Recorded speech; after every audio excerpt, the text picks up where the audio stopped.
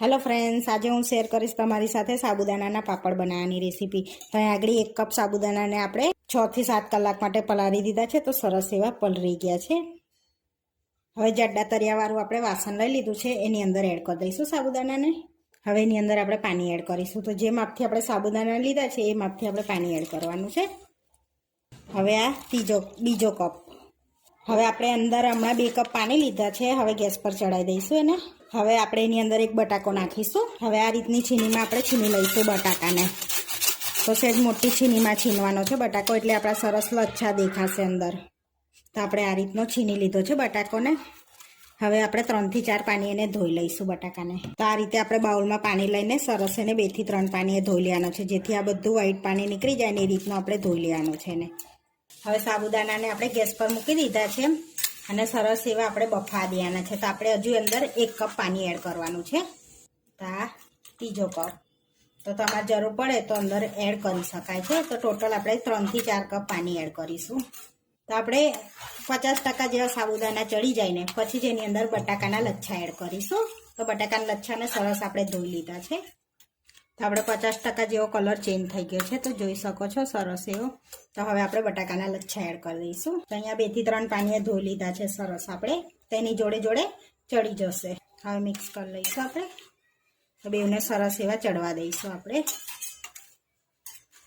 તો આ સાબુદાણાના પાપડને આપણે ઉપવાસમાં ખાઈ શકીએ છીએ, એટલે ફરારી મીઠું એડ કરીશું આપણે।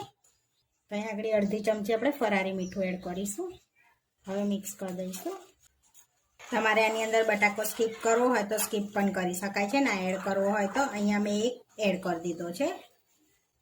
તો આપણે ખીરું સરસ રેડી થઈ ગયું છે, જોઈ શકો છો। સરસ આપણા સાબુદાણા પણ ચડી ગયા છે, કાના લચ્છા પણ ચડી ગયા છે। સાબુદાણા આ રીતના રાખવાના, થોડાક દેખાય એટલે સરસ, આમ તો બહુ અગાડી નહીં નાખવાના, આ રીતના દેખાવા દેવાના થોડાક, એટલે સરસ એવા આમ તરતી વખતે પણ સરસ લાગશે એવા। તો હવે આપણે ગેસને બંધ કરી દઈશું અને આપણે હવે ગેસ પરથી નીચે ઉતારીને બીજા મસાલા કરીશું। હવે એની અંદર એડ કરીશું 1 ટેબલ સ્પૂનમાં થોડુંક ઓછું જીરું, 5 ચમચી જેવો મરી પાવડર એડ કરીશું આપણે। એની અંદર 1.5 ચમચી જેવા ચીલી ફ્લેક્સ એડ કરીશું। હવે બધું સરસ મિક્સ કરી દઈશું। તો અહીંયા આગળ આપણે ચીલી ફ્લેક્સ એડ કર્યા છે। તો આપણું ખીરું રેડી થઈ ગયું છે। હવે આપણે પાપડ પાડી લઈશું। હવે આ રીતની પોલિથીન મોટી લઈ લીધી છે, એન પર પાડી લઈશું આપણે। હવે આપણે 1 ચમચા જેટલું બેટર લઈશું, એટલે સરસ એવા નાના નાના આપણે પાડી લેવાના છે આ રીતના, જેથી પછી તરતી વખતે સરસ એવા મોટા મોટા ફૂલી જાય છે તરતી વખતે, એટલે આ રીતના નાના નાના આપણે ચમચા પાડી લેવાના છે। આ રીતે 1 ચમચી જેટલું જ બેટર આપણે લઈશું આ રીતનું, અને આ રીતના પાતળા પાતળા થોડા કરીશું। નાના પાપડ પાડી લીધા છે। હવે 2 દિવસ સુધી આપણે એને સુકાવા દઈશું। 2 દિવસ લાગશે એને સુકાતા। તો સરસ એવા આપણા સાબુદાણાના પાપડ રેડી થઈ ગયા છે। એક બાજુ સરસ સુકાઈ ગયા છે, તો આ રીતે ઉખેડીને આપણે બીજી બાજુ પણ એને સરસ એવા સૂકવી લેવાના છે। તો આપણે તાપમાં 2 દિવસ તપાઈશું એટલે સરસ સુકાઈ જશે બીજી બાજુ બી। તો આ રીતે આપણે બધા પલટાઈને તાપમાં સૂકવી દઈશું। દિવસ થઈ ગયા છે તો આપણા સાબુદાણાના પાપડ સરસ એવા સુકાઈ ગયા છે, તો જોઈ શકો છો સરસ એવા। તો હવે આપણે તરી લઈશું એને। તો અહીંયા આગળ તરવા માટે તેલ મૂકી દીધું છે, તો તેલ ગરમ થઈ ગયું છે। તો હવે આપણે સાબુદાણાના પાપડને એડ કરી દઈશું અંદર આ રીતે। તો સરસ એવા આપણા સાબુદાણાના પાપડ જોઈ શકો છો સરસ તરાઈ ગયા છે। તેલની તારીને પ્લેટમાં લઈ લઈશું હવે।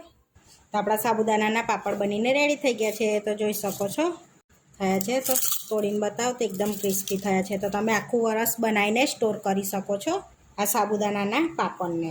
તો ઉપવાસમાં પણ ખાઈ શકાય છે, એ રીતના આપણે સાબુદાણાના પાપડ બનાવ્યા છે। તો આપણા સાબુદાણાના પાપડ બનીને રેડી થઈ ગયા છે। આ વિડીયો જોવા માટે મારી ચેનલને સબસ્ક્રાઈબ કરો, લાઇક કરો અને શેર કરો, અને તમે જરૂરથી ટ્રાય કરો। ફરી મળીશું નવા વિડીયોમાં, કોમેન્ટ કરીને જરૂરથી જણાવજો કે તમને આ મારી રેસીપી કેવી લાગી।